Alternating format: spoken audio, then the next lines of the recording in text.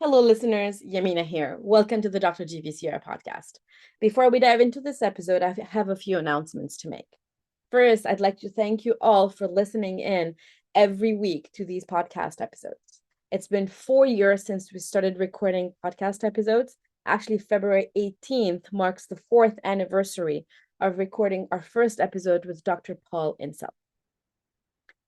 This month, we also launched the Dr. GPCR University program to provide courses and content on all aspects of GPCR research to support our community. To kick off this new initiative, we partnered with Dr. Terry Kinakin, who teaches the course Applying Pharmacology to Drug Discovery. Due to an overwhelming response and demand for this course, we have decided to bring it back later on this year, so stay tuned. To get more information about the Dr. GPCR University and what we do, please join the ecosystem for free today at drgpcr.com. What are you doing on April 22nd and 23rd this year? Join me and our GPCR colleagues for the inaugural Endocrine Metabolic GPCRs meeting taking place in Birmingham in the UK. This event will bring together scientists from both academia and industry to exchange data, technologies, and ideas in the field of GPCRs. Some key topics include the latest GPCR signaling methodologies, metabolite sensing GPCR biology, novel endocrine mediators, and GPCR activation structures. This meeting is organized by Bioscientifica and endorsed by the Society of Endocrinology. We are very grateful for Bioscientifica for having the opportunity to partner with them. I will be there in person, and we will also have a Dr. GPCR booth. So stop by the booth, say hi, and hopefully you'll enjoy the meeting as well. Mark your calendars for the next season of the Dr. GPCR Symposia. And more specifically, mark your calendar for our first event of this year on March 15th. This first symposium will cover the topic of GPCR activation and signaling. We will have talks. We will also be able to accommodate posters on Zoom using the breakout rooms. You can visit the Symposia page, which is already up with the latest speaker information to stay up to date and get to know our speakers. If you'd like to give a talk or present a poster, please email us at hello@drgpcr.com. We will not be doing poster selection. Everybody is welcome to present their poster. We have 99 breakout rooms, so we can accommodate 99 posters. And now let's dive into this episode.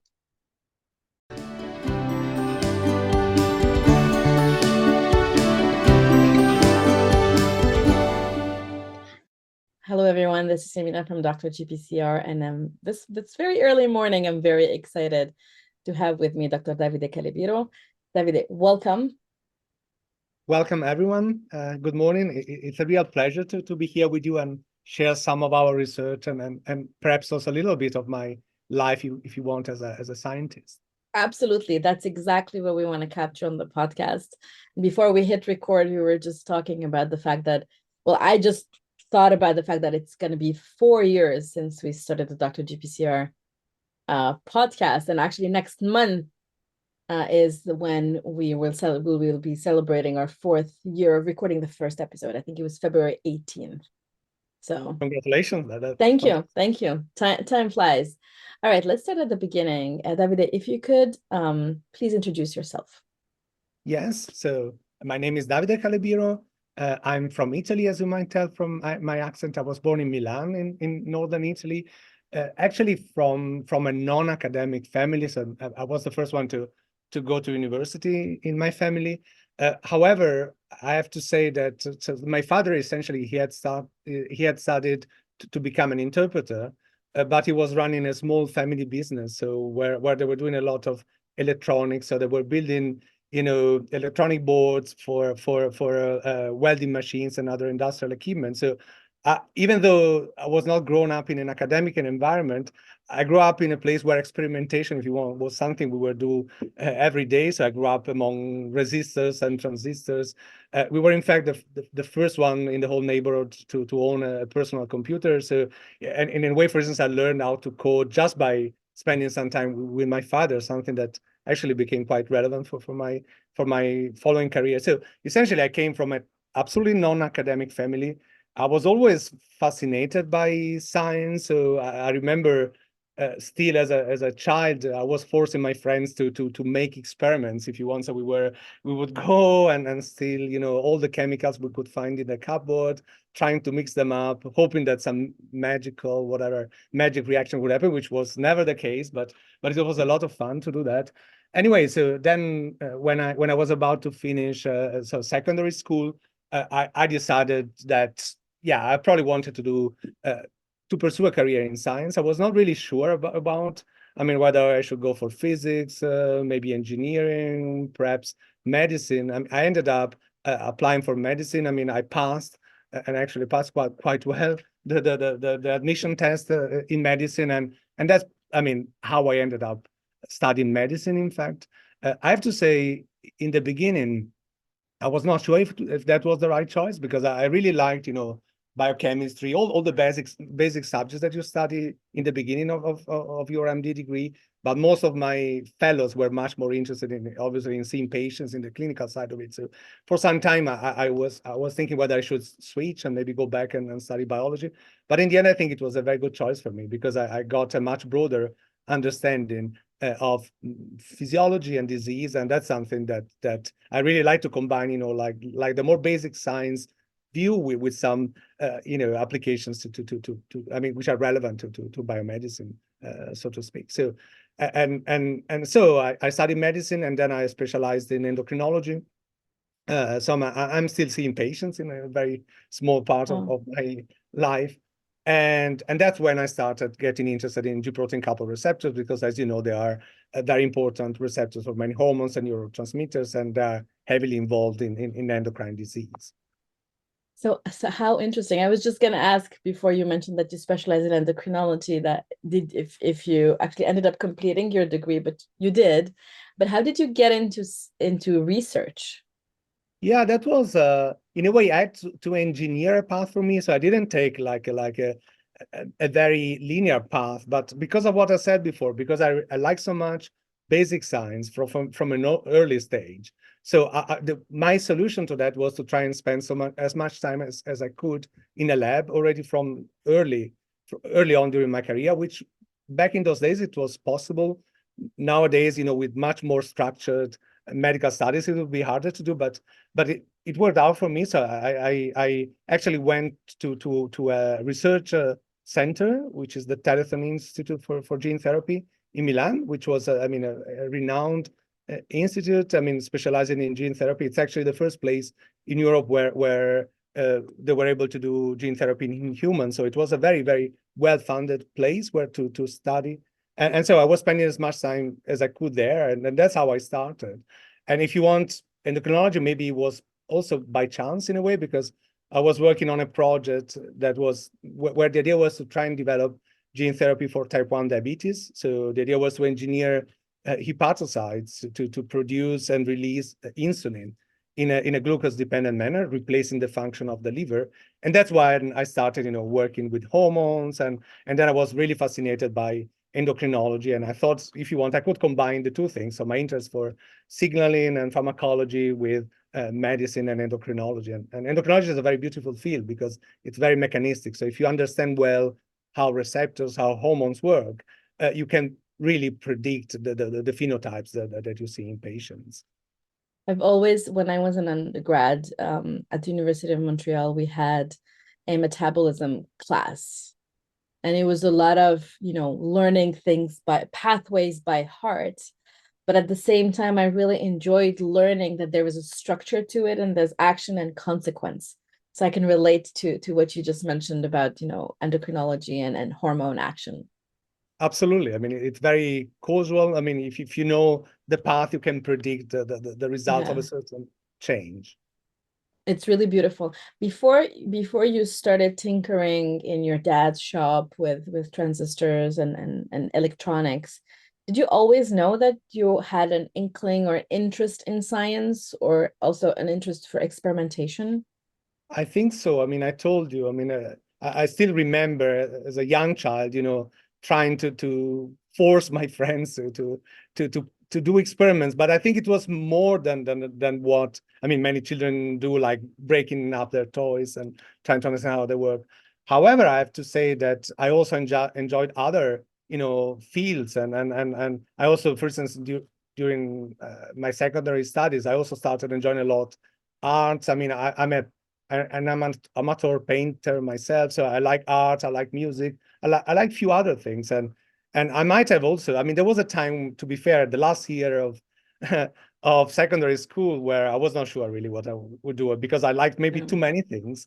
But Yeah. but I think I had this kind of research, I mean, fascination, and you have to Yeah. be kind of addict to it. I mean, I had this kind of strong, pursuit of trying to understand how things work. So yes, I think, yeah, it's something I had since I was There a was child. there was an inkling. What kind of paintings do you paint? Cool.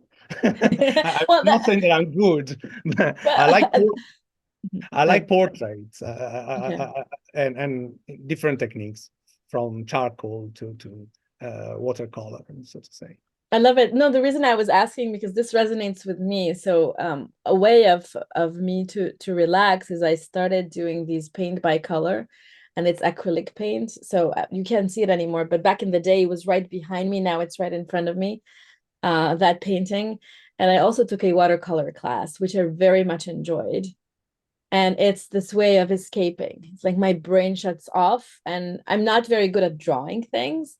But if I have a template and there's videos on YouTube, and then you can have fun and also get that, your brain to focus on something else. Where actually in the background it's thinking science. Yeah, I think it's very true. And I think there is also a myth in general, that science and art are completely unrelated. But in fact, the scientific process is very creative. So I see a lot of commonalities, in fact, between the creative process. I mean, you apply it in a different way, but there Yeah. is a similar, drive to do something new and understand something new. No, and I agree. We had, I think we recorded this last year with Dan Isom, who also works on GPCRs at the University of Miami, and he actually ended up in science, and also mainly in science because he was very good at drawing. So he actually was a medical illustrator and then switched over to do his degree in science, and then ended up working on GPCR. So, I feel like all paths some way lead to GPCRs. Obviously, I'm exaggerating, but you're right. I think art and science have this commonality of being creative. Very true. Yes, I agree.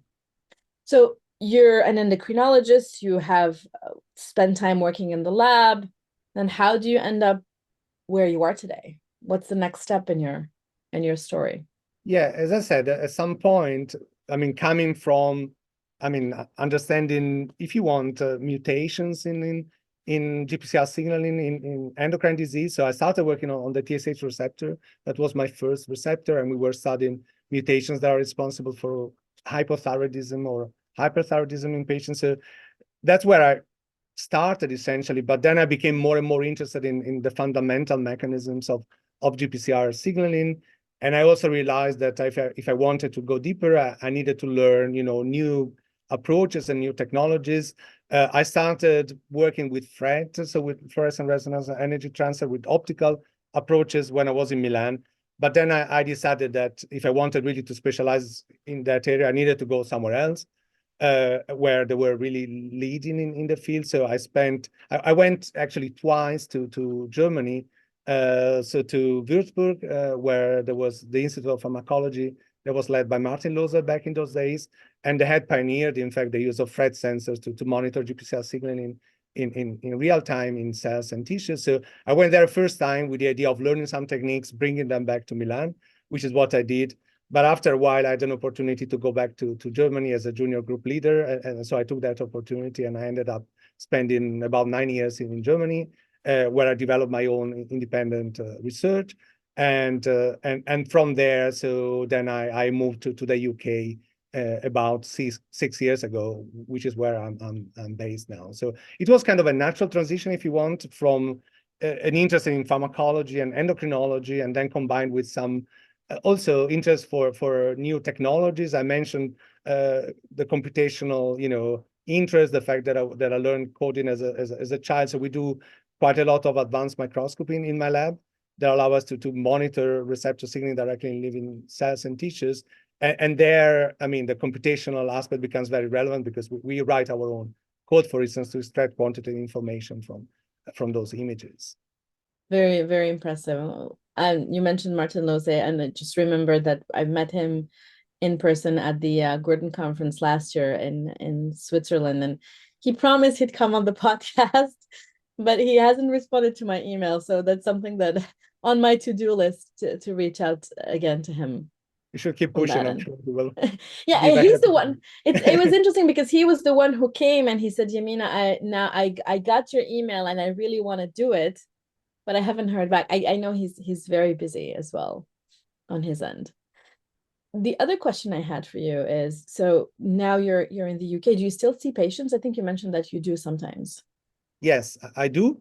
I mean, I mean, it is challenging, as you know, Yeah, to keep a foot in both so yeah, areas. So in general, clinical academic careers are complex. There are differences between countries, and yes, but I try to still remain active as an endocrinologist. I really like that. mhm, I enjoy the interactions with the patients. It keeps my mind, if you want, I mean, open, and I mean, open to new things, not just focus on the particular yeah, research problem I'm currently perhaps focusing on. And it's also very nice to interact with colleagues with different background. So I really yeah, like that. I try to do it as much as I can. And but it is sometimes challenging because you end up having two employers. I mean, two sides yeah, of bureaucracy, and so yeah, it's a yeah. challenge. The fact that you mentioned seeing patients and being able to, keep your finger on the pulse on that end, I think it also, when I think about patients and basic research, I always think about motivating me to do more basic research because the end goal is to better understand these physiological mechanisms and then apply it to patients to help them. Yeah, I totally agree. It is really important to me not to lose that end goal and keep it Yeah, really clear in yeah. front of me. So tell us a little bit more about the science that you're currently doing. What are some of the projects? Obviously, if you can tell us about them that you're working on in your group. And then I'm also interested in learning more about how did your scientific research evolve from your time in Germany to now in the UK? Yes. So yeah, so maybe I could start from the second part of the question and take it from there. So basically, I mean, when I was in Germany, as I said, we started using optical methods that allow us to monitor GPCR signaling in real time. I was working on the TSH receptor still back in those days, which was my favorite receptor, and probably the most important contribution that we made and I made to the field was we were essentially the first or among the first to show that GPCRs can continue to signal from intercellular compartments after internalization. So we thought we were a bit crazy when we came up with that idea. So we published this paper in 2009, where we were in fact showing it for the first time. And as you know, this has become a very hot topic in the field. Many labs, fortunately also for us, were able to show that that is true for many GPCRs, as we know now. And so that remains a very important area of research for us. So we're working on different receptors, trying to understand the mechanisms and the physiological and pathophysiological relevance of this type of intracellular signaling. We do not necessarily focus only on one receptor, on one class of receptors, but we have developed quite some strong interest on metabolically relevant receptors. As you know, I mean, over the last 2 decades or so, I mean, we have realized that there are many GPCRs that actually work as sensors for metabolites. And of course, knowing that GPCRs can work from intracellular sites, it becomes really important to understand whether perhaps those intracellular sensors might be also working in the case of metabolites and perhaps being able to locally regulate metabolic pathways in our cells. So we have a number of exciting findings coming from, in particular, fatty acid receptors that we're currently focusing on. And I think that's only the tip of the iceberg. So I think there is a lot of potential to further investigate those receptors, which are not so well characterized compared to more classical GPCRs. And as you know, this is also very relevant from a therapeutic perspective. There is a global obesity pandemic. I mean, metabolic disorders are really, I mean, a major burden to our societies. And there's a lot of potential to further understand how receptors for metabolites work in order to develop innovative drugs in the future. So that's an area where we are currently very active. The other area has more to do with developing and applying advanced optical methods. I think it's fair to say that we have been pioneering the use of single molecule microscopy to investigate GPCR signaling. So we were, in fact, the first to be able to monitor receptor G-protein interactions and also receptor beta-arrestin interactions at a single molecule level. And we had a number of unexpected findings from that area of research. And that's something we are currently pushing, trying to develop new methods that will allow us even to look deeper and into the mechanisms of GPCR signaling in living cells. Oh, I love it. You mentioned TSH receptor as your favorite receptor at the time. What is your favorite receptor now? Although it can be a family or, I mean, I always give Andrew Tobin's example. I think he picked a phosphorylation site. So it's not the question. Favorite receptor is pretty interpretable a little bit more widely. Yeah, I think, as I said, we are not focusing on one receptor. So we have been working on glutamate receptors. We're working on receptors for glycoprotein hormones. We are working on many different receptors. A lot of what we do uses, in fact, adrenergic receptors because they are very good models. They're also well studied to understand some of the fundamental mechanisms. But as I said, we are particularly interested in metabolically relevant GPCRs. And in particular, we have a number of projects on receptors for metabolites like fatty acid receptors and others, but we are trying to understand the relevance of intracellular, so signaling from intracellular membranes for physiology and disease, with the ultimate goal of informing potentially the development of novel drugs for those not yet so well exploited groups of receptors. I'm from a technical perspective, I'm trying to better understand how do you measure endosomal, for example, GPCR signaling, and how do you figure out what is the metabolite that activates that receptor? Can you tell us a little bit more about the technical aspects of these types of experiments? Yes, sure. I mean, I think that's where, the development of optical methods was really a game changer. So obviously, I mean, in our labs, we all use, biochemical and pharmacological methods. Those methods do not have enough spatial temporal resolution, so they typically require set disruption, and basically they cannot really inform on exactly where and when a certain biochemical event is happening in a cell. So the development by many people, and I mentioned Martin Lohse and others, of threat sensors, for instance, breath sensors. So nowadays allow us to monitor biochemical events, in particular GPCR signaling events in time and space. And those are the type of tools that we would typically use for this. So we can use various threat and breath probes that allow us to monitor receptor signaling. We can tether some of those probes to subcellular compartments. For instance, if you want to measure local cyclic AMP signals produced near the plasma membrane or close to your intracellular compartment of choice, you can fuse a cyclic AMP sensor to the plasma membrane or to the compartment and use that to kind of monitor local changes. There are many other tools like mini G probes that as you know, translocate to active receptors. Those can also be used in imaging mode. So if you use some of those probes, I mean, if you start under basal condition, the probe will be diffused inside your cell, but it will translocate to places where you have active receptors in your cells, and you can use that to monitor where receptors are being activated. For instance, if you induce lipolysis in our case, you can look at the activation of receptors by endogenous fatty acids that are released by your cells. But we combine that then with more advanced microscopy methods like super resolution microscopy and other methods that allow us to look very precisely at the location, for instance, of receptors and other signaling proteins with few nanometer precision. So, which is, yeah. So, I mean, we live in a time where we have, if you want, maybe for the first time in history, we have the tools that come from structural biology, from advanced microscopy, and other advanced technologies that allow us really to do the experiments that we've always dreamt of. I mean, try to understand exactly how things work in the complexity of living cells. So we are just at the beginning of that, but I think over the next few decades, I mean, we will see tremendous advances in the field that are made possible by those also technological advances.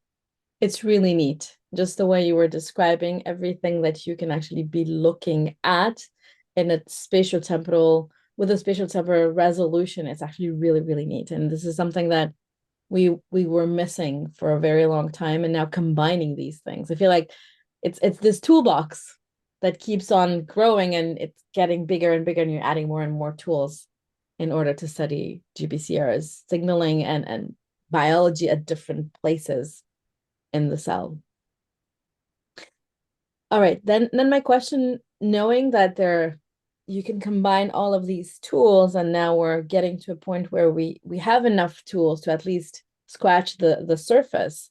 What do you think is missing from that toolbox? Is there anything that if you had a magic wand and said, oh, I wish I had this, I would materialize this, although I think the scientists in you would be like, magic doesn't exist, what would that tool look like? If there's anything that would help us move the field forward. Yes, I think this question has, I think, a twofold answer. So I think the first one is that, of course, I mean, we are scratching the surface, as you said. I think, you know, if you think about the time and the temporal and spatial scales where things occur, where things really happen in our cells, we are not yet there. You know, a single receptor is just a couple of nanometers in size at best. Even with the most fancy super resolution microscopy approach, we are still struggling to get there. So we can reliably get maybe 10, 20 nanometers, but we still do not have the 1 nanometer resolution that we would dream of. So ideally, and the same is true for the temporal resolution. So ideally, you would like to have a method that allows you to see up to atomistic resolution and very, very fast time scales how things happen in our cells. We're not there yet, but I think there is hope that we will get closer and closer to that point. However, what I think is even more urgent, I think, is a change in the way we do research. So I mean, we are, obviously these things that we are talking about are very complex and require, a multidisciplinary effort. It requires, working in larger teams to try and achieve a bigger goal. And we are still, I mean, working, in relatively small teams on average, a single postdoc working on a single project for 5 years. And I think we have a lot to learn from other fields. I mean, for instance, physics. Physics is always an inspiration to me. I mean, they realized that if they wanted to address some of the fundamental questions that in physics, they had to start working with much larger teams, working on much larger efforts. I had a chance recently to visit CERN, for instance, and obviously it's a very different way of organizing work. And you can have 1,000 people, from engineers to physicists, theoretical, experimental, working on a much larger project. I'm not saying that we necessarily need that scale for all of the questions we have, but I think we need to change a little bit the way we work together.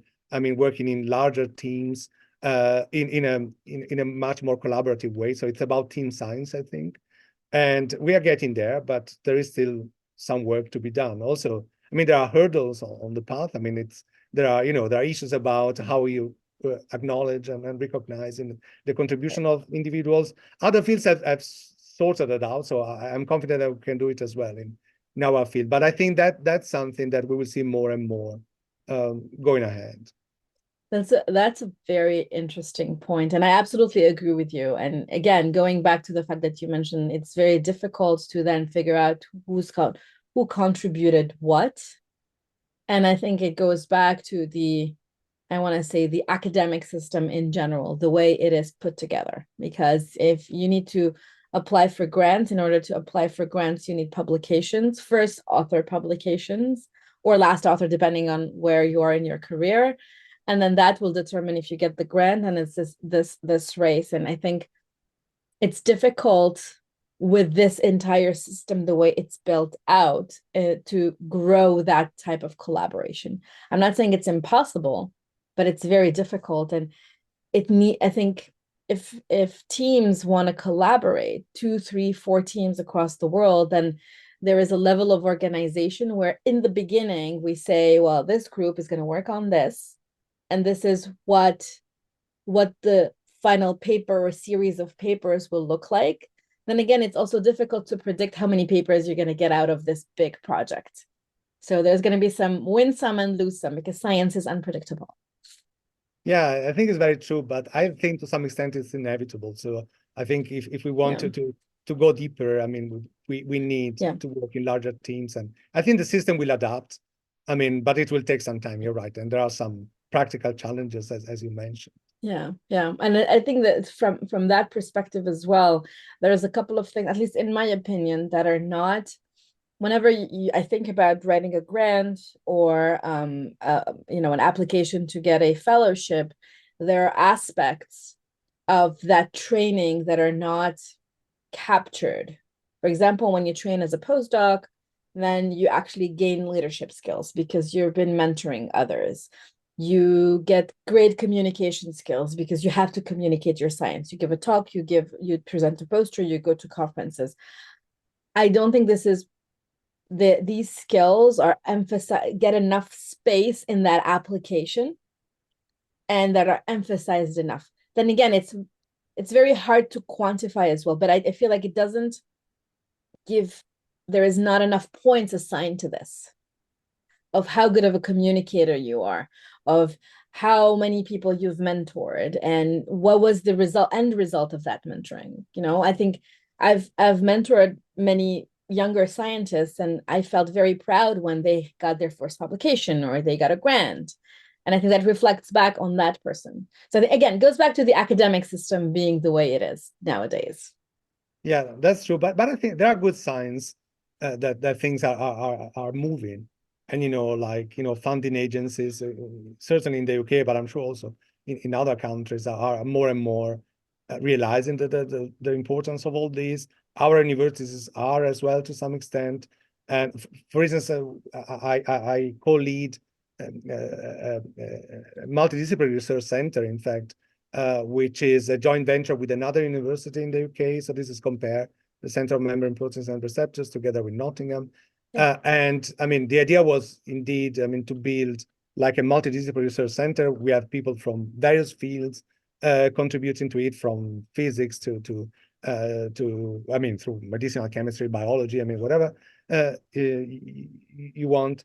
And yes, I mean, some of our core activities are around building, a team science program, trying to, I mean, to support multidisciplinary research, having joined PhD studentship. I mean, PhD students who can really truly explore, I mean, different fields during their training.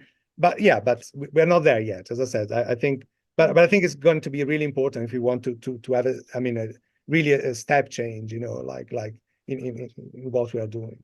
I agree. And I wish there were more opportunities or more centers like COMPARE that you mentioned, where you get access to this interdisciplinary team where you get to learn things, and it is supported that students, PhD students, postdocs get actually navigate through all of these specialities and learn. At least, I'm not saying that you can't be an expert at everything, but you can get an idea as to how chemists think.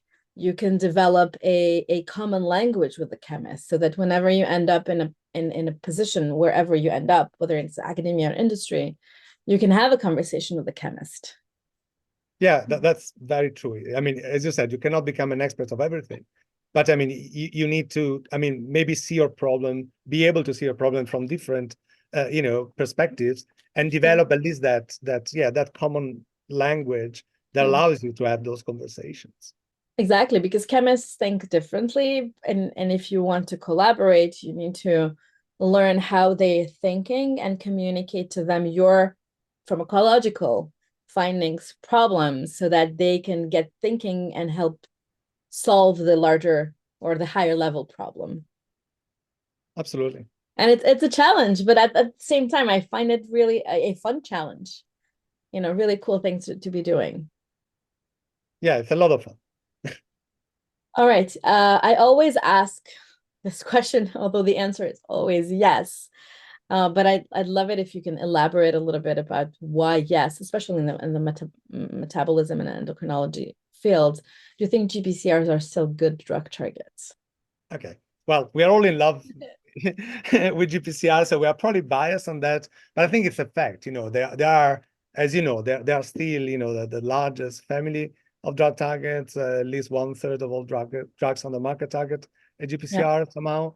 But I think if you look at the number of GPCRs that are out there and the yeah, number that are currently used as drug targets, as you know, that's only a small fraction. So probably we are only exploiting 1/3 of all potentially targetable GPCRs.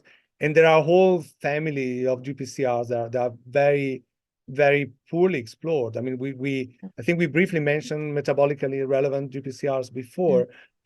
That's an area where I think there are many, many potential drug targets that both academia and industry is looking after in these days. yeah, And I expect a lot of further developments in that area. So I think we have seen this phase, where maybe yeah, GPCR were no longer so fashionable because pharmaceutical industries were going after biologicals and other yeah, other type of receptor classes. But the fact is that we have only explored the tip of the iceberg. I think still with GPCRs, yeah, there are many many potentially druggable targets yeah, out there that are not yet explored. yeah. So I can only see still a lot of interest and development from a drug development perspective.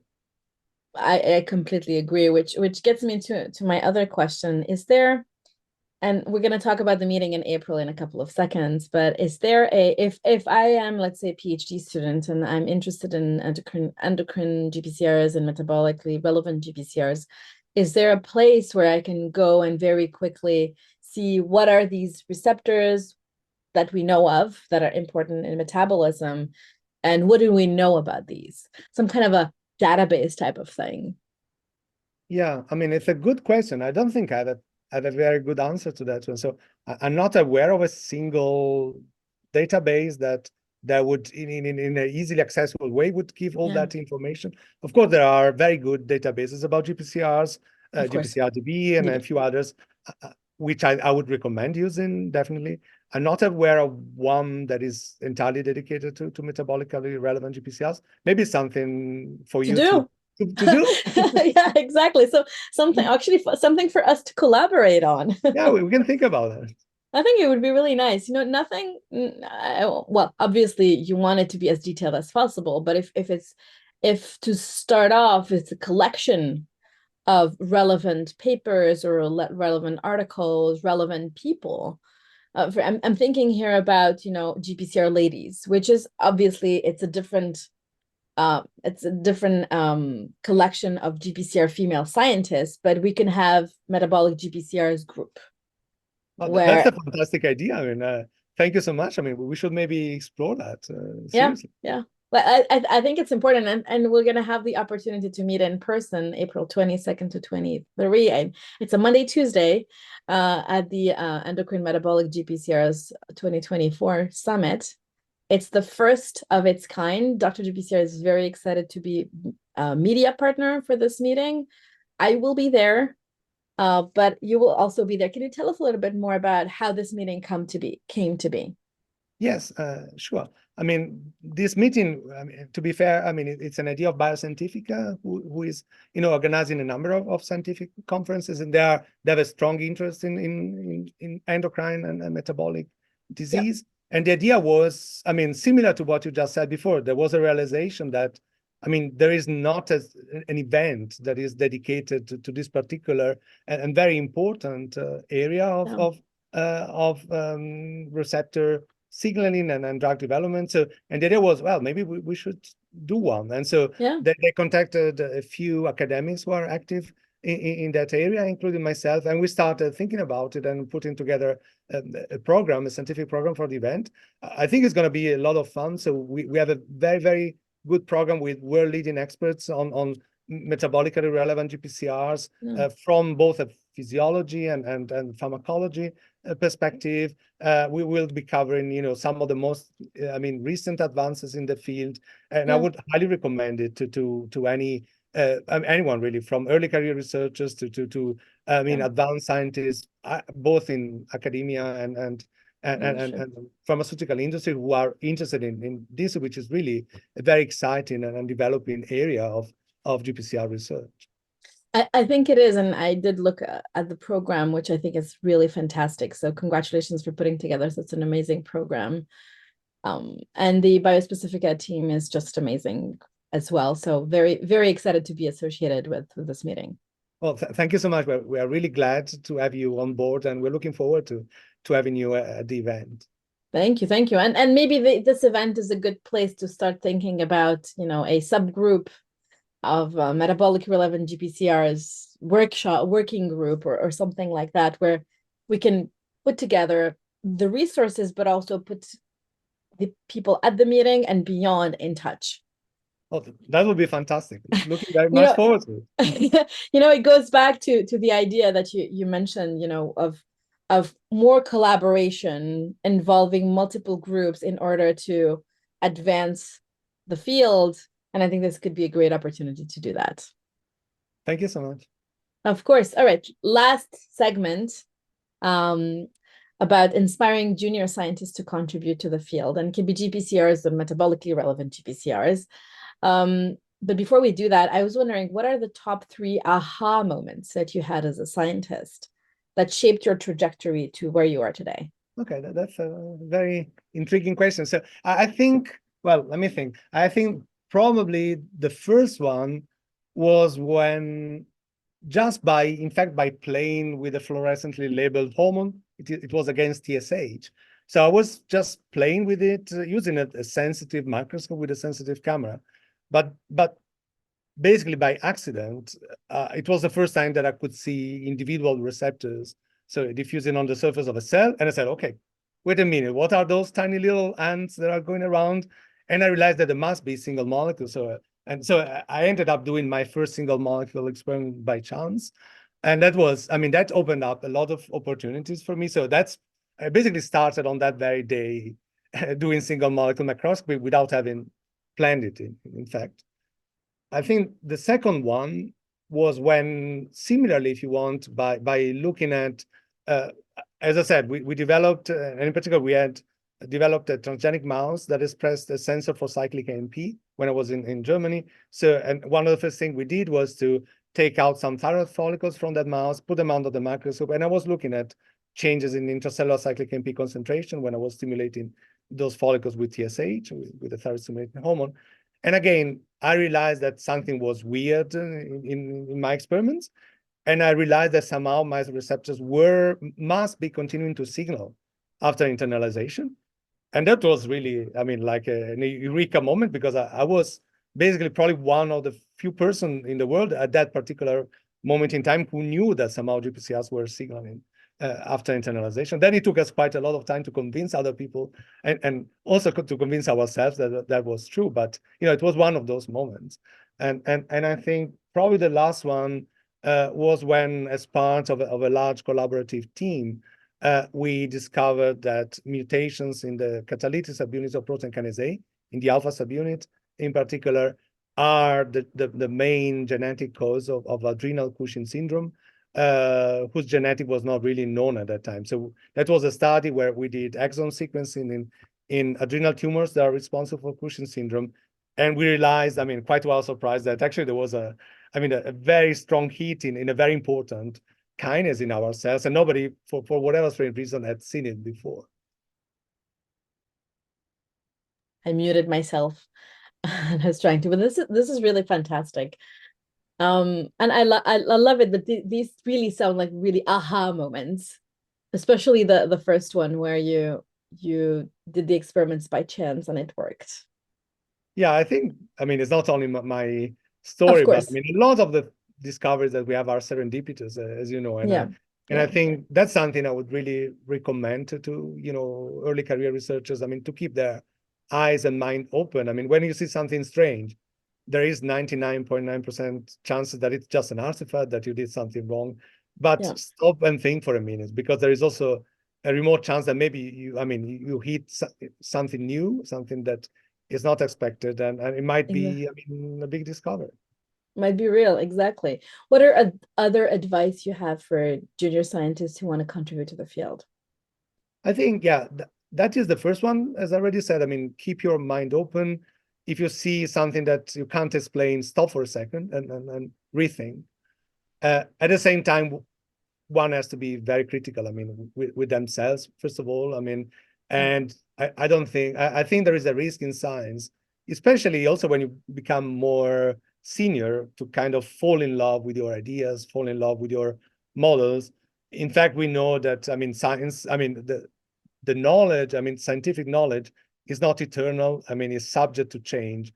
I mean, we should really open, even I mean, to change our mind and change our opinions on our own research. I mean, the data is there, but there are many different ways to interpret it, and things naturally evolve. I mean, it's a progress, Yeah. and progress in science proceeds, you know, through corrections and mistakes and new models and refinement. So I think we should all be humble and not fall in love with our models. To your point, I think we talked about the toolbox that's growing every day to get a better sense as to how GPCRs work and to better understand functionality and biology. And you may be publishing something today with the tools of today, but then a couple of years down the line, there's a new tool that allows you to actually prove or disprove or say, well, actually, this you're only scratched the tip of the iceberg, and there is something else that happens that determines the fate of the GPCR, for example. So Oh keeping yes, an open mind. absolutely. I mean, and I mentioned, you know, physics before. You can think about astronomy. Obviously, the moment you build, you know, a bigger, more powerful telescope, that enables you to see things that you had maybe already looked at Yeah. before, but you see it with very different Yeah. eyes, and maybe what looked something maybe now looks like something else. I mean, it's a continuous approximation towards knowledge, but we will never get, you know, absolute Yeah. knowledge in biology, I'm afraid. I love it. I love it. Last but not least, if and when you have job openings in your team, where can people find you? Yeah, I mean, there are different places. I mean, we typically advertise them through through social media. I would recommend people to follow, for instance, our Compare Twitter account and others. They advertise obviously on our lab and university webpage. But I think that the best thing would be, you know, to contact me if anything that I said today might be of any interest to you. I mean, just pop me an email. There is always some opportunities for talented people who might want to join the lab. Fantastic. Well, and people can submit their job openings in the ecosystem as well. So that's also one way where we collect all of these job ads. We'll certainly use that opportunity. Fantastic. Davide, thank you so much for your time. I really enjoyed our conversation. Thank you so much. I mean, this was fantastic, and all the best. And looking forward to see you in person in April. Exactly. I was just going to say that. I'll see you in April. Don't go anywhere. We're going to let people wonder what we talk about after we stop recording, but it was a really great pleasure to have you on. My pleasure. Thank you so much. Can I ask you for a favor? Please subscribe to our YouTube channel.